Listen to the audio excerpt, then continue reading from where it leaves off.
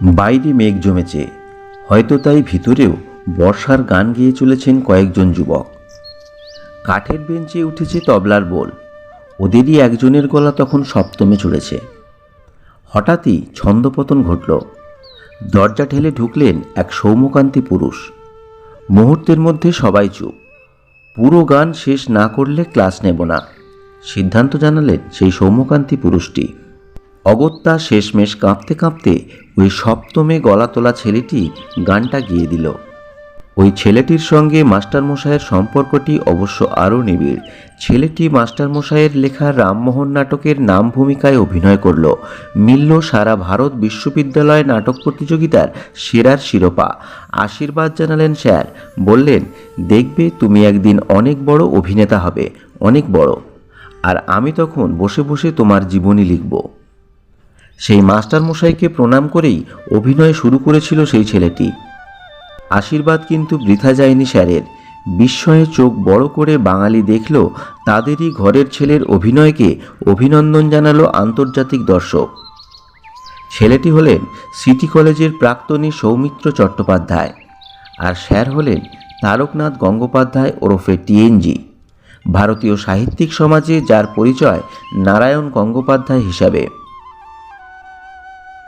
প্রত্যক্ষ ছাত্র সৌমিত্র ছাড়াও বাঙালির বড় আপনজন আরও দুজন মানুষের সঙ্গেও জড়িয়ে আছেন নারায়ণবাবু। 22-এর পটলডাঙ্গা স্ট্রিটের বাড়িতে আশা আর নারায়ণবাবুর তখন সংসার। আশা হলেন নারায়ণবাবুর স্ত্রী, ছেলের নাম অরিজিৎ। এমনই একদিন বাড়িতে এক বিশেষ অতিথি এসেছেন। খবরটা চাপা থাকলো না, বাইরে তখন ভিড় জমেছে। ওই আগন্তুককে ছুঁয়ে না দেখা পর্যন্ত নড়বে না জনতা।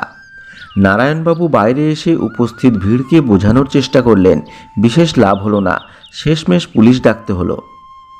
আসলে বাড়িতে এসেছিলেন উত্তম কুমার, সিনেমার একটা চরিত্র বুঝতে।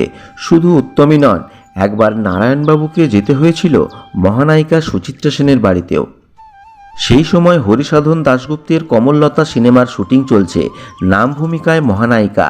তাই অনুরোধ নারায়ণবাবুকে যদি বাড়ি এসে কিছু খুঁটিনাটি বিষয় একটু বুঝিয়ে দেন। খানিক কথাবার্তার পরেই সুচিত্রা জিজ্ঞাসা, দাদা ঠিক হচ্ছে তো?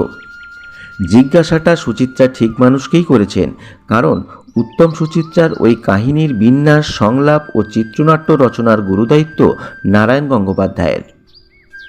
এছাড়া কপালকুণ্ডলা, ইন্দিরা, দেশবন্ধু, চিত্তরঞ্জন, সাহারা প্রভৃতি অজস্র সিনেমায় নারায়ণবাবুর চিত্রনাট্যকারের দায়িত্ব সামলেছেন। শুধু চিত্রনাট্যই নয়, চারমূর্তি, নন্দিতা, সঞ্চারিণী থেকে শুরু করে সাম্প্রতিক সময়ে বুদ্ধদেব দাশগুপ্তের পরিচালনাট্য বহুবার নারায়ণ গঙ্গোপাধ্যায়ের লেখা ফিরে এসেছে সিনেমার পর্দায়। তবে সিনেমা নয়, নারায়ণবাবুর সবচেয়ে তৃপ্তি বোধহয় পড়া নয়। পড়িয়েছেন জলপাইগুড়ি আনন্দচন্দ্র কলেজে, সিটি কলেজ ও কলকাতা বিশ্ববিদ্যালয়ে। ক্লাস নিয়েছেন সাউথ সিটি কলেজের মর্নিং সেকশনেও। যদি সাহিত্য অধ্যাপনার কোনো ইতিহাস রচনা করা যায়, তাহলে বোধহয় বিশেষ একটা অধ্যায় ছাড়তে হবে নারায়ণ গঙ্গোপাধ্যায়ের জন্য।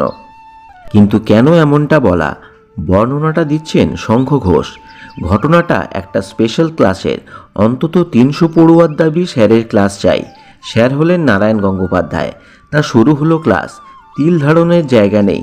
এমন সময় ঢুকলেন অত্যন্ত গৌরবর্ণ নারায়ণবাবু।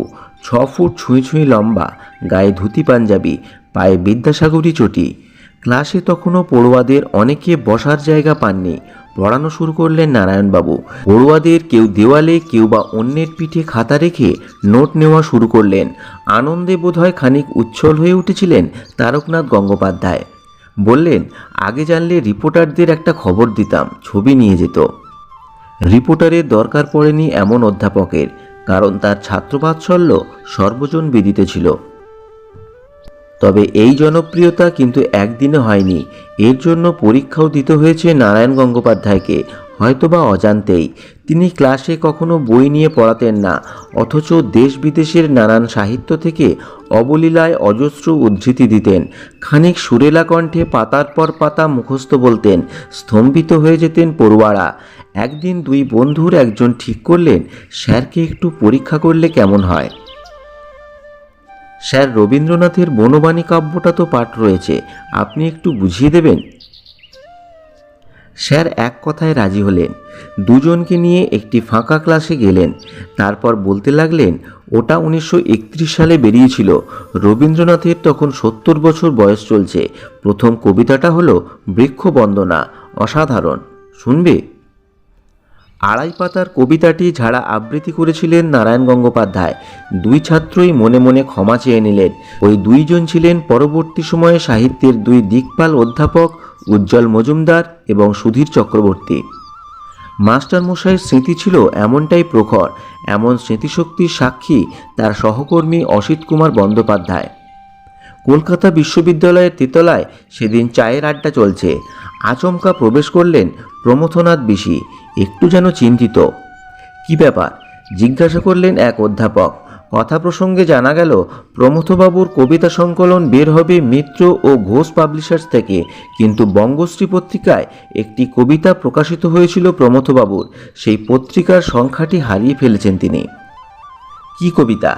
প্রশ্ন করলেন নারায়ণ গঙ্গোপাধ্যায়। নাম শুনে খানিক বিনয়ী হয়ে নারায়ণ বললেন, কবিতাটা আমার মুখস্থ আছে, প্রয়োজনে লিখে নিতে পারেন। বিস্ময়ে হতবাক প্রমথবাবু এবার বললেন, দেখুন এত স্মৃতি ভালো নয়, ভালো মন্দ সবই আপনি মনে রাখতে পারেন দেখছি। আসলে ভালো মন্দ সব কিছু নিয়েই জন্ম নারায়ণ গঙ্গোপাধ্যায়ের। জন্ম দিনাজপুরের বালিয়াডিঙিতে 1918 সালে, মতান্তরে 27 জানুয়ারি 1917। আদিবাস ছিল বরিশালের বাসুদেবপুরের নলাচারি গ্রামে। বাবা প্রমথনাথ গঙ্গোপাধ্যায়, মায়ের নাম গোলাপীবালা দেবী।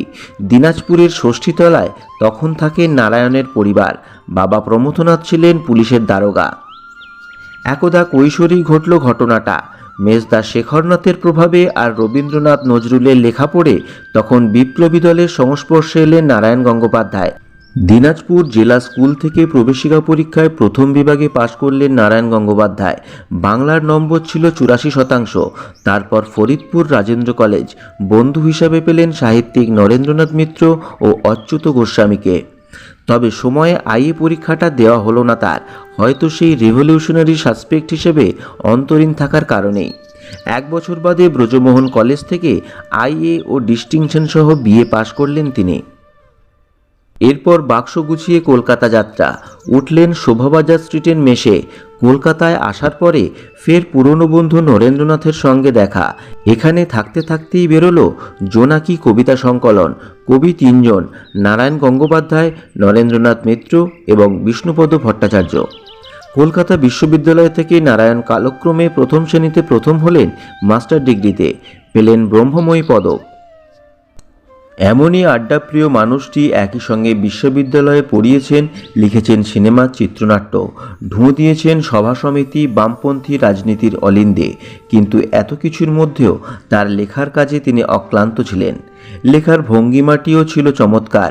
ছেলে অরিজিতের মনে পড়ে বিছানায় আধশোয়া হয়ে বুকের নিচে বালিশ রেখে জার্মান মবলা, পেলিকান বা শেফার্ড পেন দিয়ে লেখালেখি করছেন বাবা, সঙ্গত দিচ্ছে চা আর অবিরাম গোলফ্লেক সিগারেট।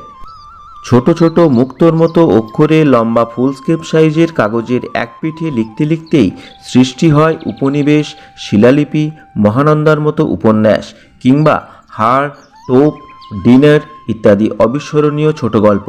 ওই ভঙ্গিমাতেই সৃষ্টি হয়েছিল টেনিদা চরিত্রের। আবার সাহিত্যিক, সাহিত্যে ছোট গল্পের মতো প্রবন্ধ, তাতেও কম যান না নারায়ণ গঙ্গোপাধ্যায়। আসলে জীবন থেকেই লেখার উপাদান সংগ্রহ করে নিয়েছেন নারায়ণ গঙ্গোপাধ্যায়। প্রভাত কুমার মুখোপাধ্যায়, যাকে দেখে টেনিদা চরিত্রের সৃষ্টি করেছিলেন, তিনিই জানিয়েছিলেন এমনই কিছু কথা। একদিন আড্ডা চলছিল, উপস্থিত ছিলেন প্রভাত কুমার ও নারায়ণ গঙ্গোপাধ্যায়। এক সময় কথা প্রসঙ্গে প্রভাত কুমার জানালেন, ছেলেবেলায় রোগা চেহারায় তিনি একটি বিশাল ঘুড়ি উড়িয়েছিলেন বিশ্বকর্মা পুজোয়। অমনি নারায়ণ গঙ্গোপাধ্যায় বললেন, হ্যাঁ, ঘুড়ির সঙ্গে সঙ্গে আপনিও আকাশে উড়ে গেলেন। এই প্রসঙ্গ নিয়েই তৈরি হলো ঢাউস। ব্যক্তিজীবনে নারায়ণ গঙ্গোপাধ্যায়ের আরও একটি শখ ছিল, তা হলো ভাষা শিক্ষা। স্ত্রীর বই নিয়ে অত্যন্ত ভালোভাবে নিজেই শিখেছিলেন ফরাসি ভাষা। পর্তুগিজ ভাষা নিয়েও তার ভীষণ আগ্রহ ছিল, যার ছাপ দেখা যায় পদসঞ্চার উপন্যাসটিতে। নারায়ণের পদসঞ্চার কিন্তু সমাজ নিরপেক্ষ নয়। মার্ক্সবাদে আমৃত্যু বিশ্বাসী নারায়ণকে তাই পাওয়া যায় বাম গণ আন্দোলনেও। কখনো বা জলপাইগুড়ির বন্যার সময় দুর্গতদের পাশে দাঁড়াতে শোভাযাত্রায় এগিয়ে আসেন সস্ত্রীক নারায়ণ গঙ্গোপাধ্যায়। কনিষ্ঠ সাহিত্যিক ও ছাত্র সুনীল গঙ্গোপাধ্যায় দেখেছিলেন কিভাবে এই দম্পতি 4 ঘন্টা ধরে পায়ে হেঁটে সেই শোভাযাত্রার নেতৃত্ব দিয়েছিলেন। সাহিত্য সংস্কৃতি সমাজের ত্রিসঙ্গমের এই শোভাযাত্রায় হাঁটতে হাঁটতেই হয়তো এলো সেই দিনটা। 1970 সালের 7ই নভেম্বর রাতের খাওয়া হয়ে গিয়েছে। পুত্র অরিজিৎ পাশের ঘরে বসে বাবারই দেওয়া শার্লক হোমসের গল্প বই পড়ছেন। হঠাৎই অসুস্থ বোধ করলেন নারায়ণ গঙ্গোপাধ্যায়। সঙ্গে সঙ্গে নিয়ে যাওয়া হলো চিকিৎসক সাহিত্যিক নিহার রঞ্জন গুপ্তের কাছে। ভর্তি করানো হয়েছিল হসপিটালে, কিন্তু থাকলেন মাত্র একদিন। 8ই নভেম্বর শেষ নিঃশ্বাস ত্যাগ করলেন নারায়ণ গঙ্গোপাধ্যায়। ফুলে ফুলে সাজানো ট্রাকে চড়ে নারায়ণ গঙ্গোপাধ্যায় চলেছেন শেষ যাত্রায়। সঙ্গী অগণিত ছাত্রছাত্রী, সংবাদ মাধ্যম, নানা পত্রিকা এবং সংস্কৃতি জগতের বহু বিশিষ্ট মানুষ। হঠাৎ দেখা গেল দরাজ কণ্ঠে গেয়ে উঠলেন সুচিত্রা মিত্র, জীবন ও মরণের সীমানা ছাড়ায়। চ্যানেলের পক্ষ থেকে এই বিখ্যাত সাহিত্যিকের উদ্দেশ্যে সশ্রদ্ধ প্রণাম। তথ্যগুলি ভালো লাগলে ভিডিওটিকে লাইক, কমেন্ট করবেন, শেয়ার করবেন এবং নতুন হলে চ্যানেলটিকে সাবস্ক্রাইব করার অনুরোধ রইল। ধন্যবাদ।